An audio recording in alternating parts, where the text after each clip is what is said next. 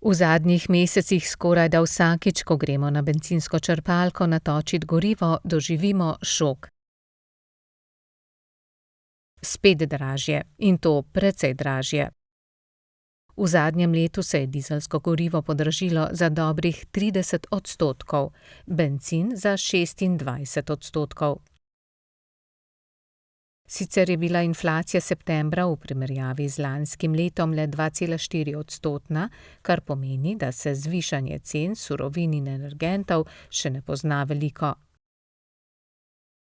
Zdaj nekako ugotavljamo, da verjetno tiste cene, ki jih najbolj počutimo potrošniki, se pravi maloprodajne cene, da počasi prihajajo z zamikom te podražitve. V prvi vrsti smo predvsem zaznali podražitev cen uvoženih proizvodov in pa tudi podražitve cen pri industrijskih proizvajalcih. Tam so se podražili predvsem energenti in surovine, predvsem izstopa podražitev cen goriva in pa energije, pa tudi podražila se je hrana, predvsem sadje in zelenjava, ki se je podražila za 4%, glede na enako obdobje lani. Prav tako so se podražila olja in maščobe, prav tako za 4%, za 3% se je pa podražilo tudi meso in pa kruh in žitni izdelki. Podražitev goriv v rangu, kot ga vidimo zdaj, povprečen družinski proračun obremeni občutno močneje, ker je najvišja izdatkovna komponenta slovenskih gospodinjstev so pogonska goriva. In zdaj, če se goriva in energenti podražijo za 20%, je seveda to na družinski proračun v povprečju zelo velik vpliv. Skratka, to, kar zdaj vidimo res zelo močne rasti cen surovin, ki vstopajo v proizvodnjo hrane.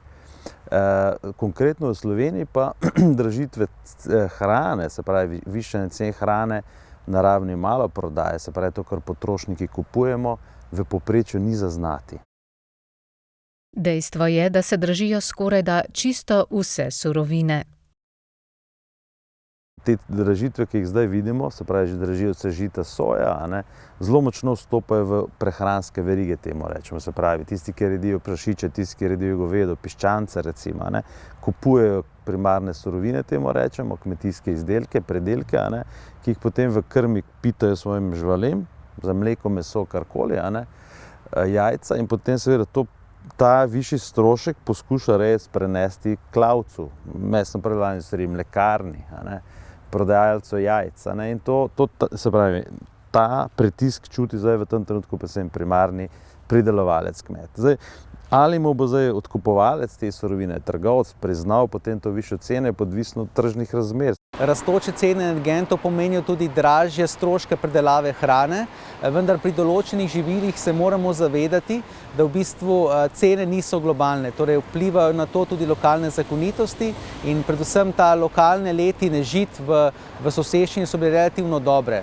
Tako da saj z vidika teh ključnih poljščin ne pričakujemo zelo visoke rasti cen hrane.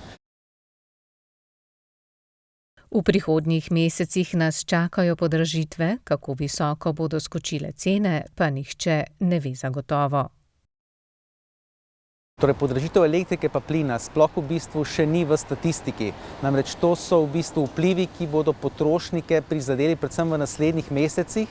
Namreč sam način obračunavanja električne energije je namreč nekoliko drugačen. Torej, med tekočo višjo tržno ceno energentov, torej elektrike in pa plina in pa končno višjo ceno za potrošnika namreč mine kar nekaj časa. To bo predvsem prizadelo potrošnike z vidika ogrevanja njihovih domov.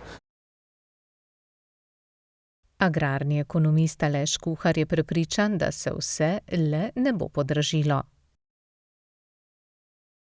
Potrošniki, ki kupujejo izdelke, ki so izrazito cenovno, pozicionirane na dno, in torej potrošniki, ki niso občutljivi na kakovost, pa na provenienco, poreklo, ti izdelki bodo verjetno ostali enako, se pravi, te poceni izdelki bodo ostali še zmeraj poceni, ker bodo proizvajalci lahko nadomestili, še pocenili surovine in tako naprej. Tako da zelo verjetno bomo imeli tako segmentirano inflacijo. Skratka, določeni izdelki bodo hranjali nizke cene, tudi določene trgovske verige ne bodo pustile prenosa stroškovnih pritiskov iz oskrbne verige na maloprodajne cene.